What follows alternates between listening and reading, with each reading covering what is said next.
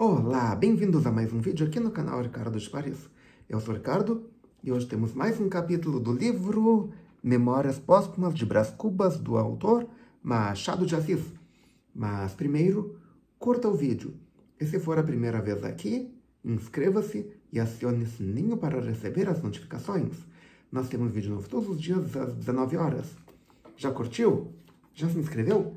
Já assinou o sininho? Então vamos para o capítulo 11. O menino é pai do homem. Cresci, e nisso é que a família não interveio. Cresci naturalmente, como crescem as magnólias e os gatos. Talvez os gatos são menos matreiros e, com certeza, as magnólias são menos inquietas do que eu era na minha infância. Um poeta dizia que o menino é pai do homem. Se isto é verdade, vejamos alguns lineamentos do menino. Desde os 5 anos, merecera eu a alcunha de menino diabo, e verdadeiramente não era outra coisa. Fui dos mais malignos do meu tempo. Arguto, indiscreto, traquinas e voluntarioso. E você também tinha algum desses adjetivos na tua infância? Se sim, coloque nos comentários aí embaixo. Se você ainda é criança, coloque se você é. Ok? E também conte alguma traquinagem que você fez quando era criança. Estou curioso para ver. Por exemplo, um dia quebrei a cabeça de uma escrava porque me negaram uma colher de doce de coco que estava fazendo e, não contente com o malefício, deitei um punhado de cinzaltacho e, não satisfeito da travessura, fui dizer à minha mãe que a escrava é que estragara o doce por pirraça. E eu tinha apenas 6 anos. Prudêncio, um moleque de casa, era o meu cavalo de todos os dias. Punha as mãos no chão, recebia um cordel nos queixos, à guisa de freio. Eu trepava-lhe ao dorso com uma varinha na mão. Fustigava-o, dava 1000 voltas a um e outro lado e ele obedecia. Algumas vezes gemendo, mas obedecia sem dizer palavra, ou quando muito ai nhonhô, ao que retorquia. Cala a boca, besta. Esconder os chapéus das visitas, deitar rabos de papel às pessoas graves, puxar pelo rabicho das cabeleiras, dar beliscões nos braços das matronas e outras muitas façanhas desde já eram mostras de um gênio indócil, mas devo crer que eram também expressões de um espírito robusto, porque meu pai tinha-me em grande admiração e às vezes me repreendia à vista de gente. Fazia-o por simples formalidade. Em particular, dava-me beijos. Não se conclua aqui que eu levasse todo o resto da minha vida a quebrar a cabeça dos outros, nem esconder-lhe os chapéus. Mas opiniático, egoísta e algo contemptor dos homens, isso fui. Se não passei o tempo a esconder-lhes os chapéus, alguma vez lhes puxei pelo rabicho das cabeleiras. Outro sim, afeiçoei-me à contemplação da injustiça humana. Inclinei-me a atenuá-la, a explicá-la, a classificá-la por partes, a entendê-la, não segundo um padrão rígido, mas ao sabor das circunstâncias e lugares. Minha mãe doutrinava-me a seu modo.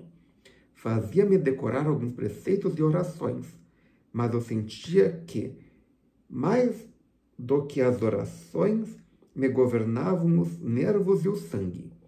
E a boa regra perdi o espírito que a faz viver para se tornar uma vã fórmula. De manhã, antes do mingau, e de noite, antes da cama, pedi a Deus que me perdoasse, assim como eu perdoava aos meus devedores.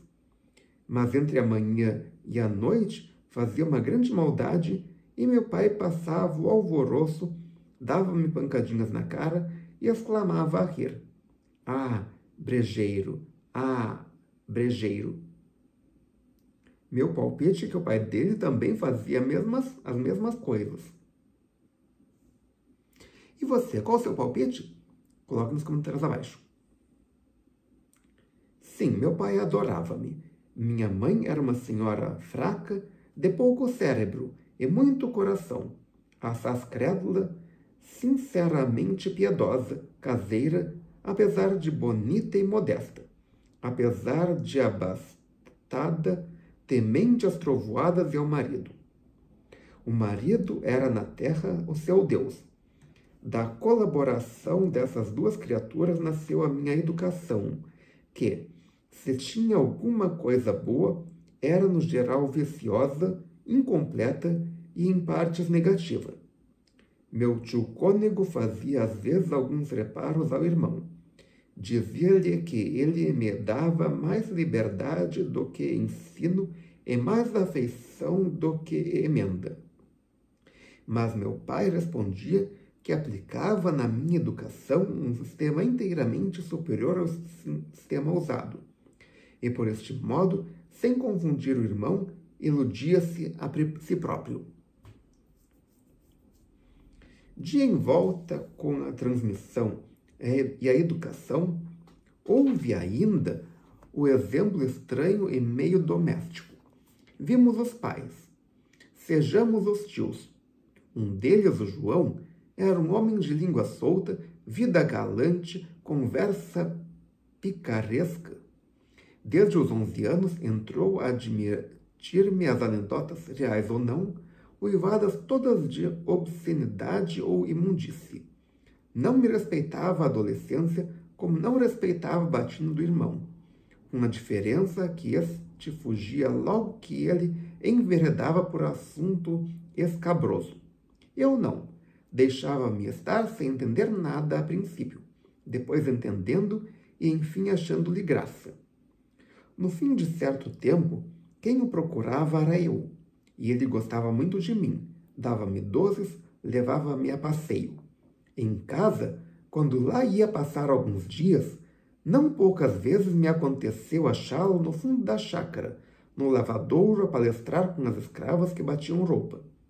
Aí é que era um desfile de anedotas, de ditos, de perguntas e um estalar de risadas que ninguém podia ouvir, porque o lavadouro ficava muito longe de casa.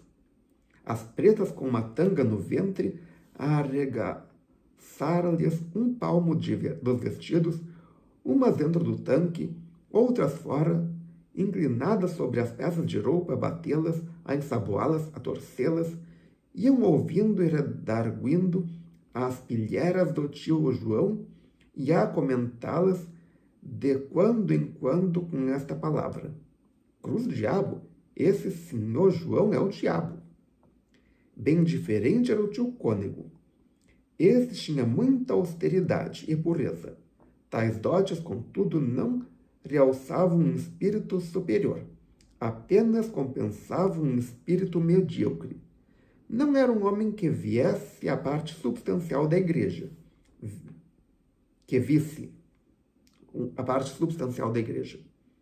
Via o lado externo, a hierarquia, as proeminências, as sobrepelizes, as circunflexões. Vinha antes da sacristia que do altar. Uma lacuna no ritual excitava-o mais que uma infração dos mandamentos. Agora, a tantos anos de distância, não estou certo se ele poderia atinar facilmente com um trecho de Tertuliano ou expor, sem titubear, a história do símbolo de Niceia. E você, conhece o símbolo de Niceia? Se sim, coloque nos comentários abaixo. Quero ver quem conhece. Mas ninguém nas festas cantadas sabia melhor o número e caso das cortesias que se deviam ao oficiante. Cônego foi a única ambição de sua vida, e dizia de coração que era a maior dignidade a que podia aspirar. Piedoso, severo nos costumes, minucioso na observância das regras, frouxo, acanhado, subalterno, possuía algumas virtudes em que era exemplar, mas carecia absolutamente da força de as incutir, de as impor aos outros.